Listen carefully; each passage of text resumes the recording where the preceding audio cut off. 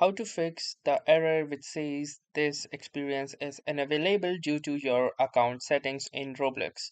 So hey guys, if you have also faced or are currently facing this particular error, then let me show you how you can resolve this. So in order to resolve this, all you need to do is simply follow these easy steps. So after opening up your Roblox application, simply click onto this more button. Now, after doing this, click onto the settings option to lead you to the settings. Or also if you're in web, you can simply click onto the setting button and then the steps remain same. Now from here, click onto privacy and content restrictions. And once this page loads, you can see the content maturity right here. Click onto this and from here, set it to minimal.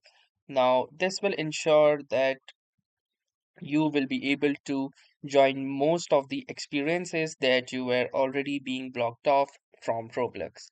So that was all for this tutorial. Thanks for watching and have a nice day.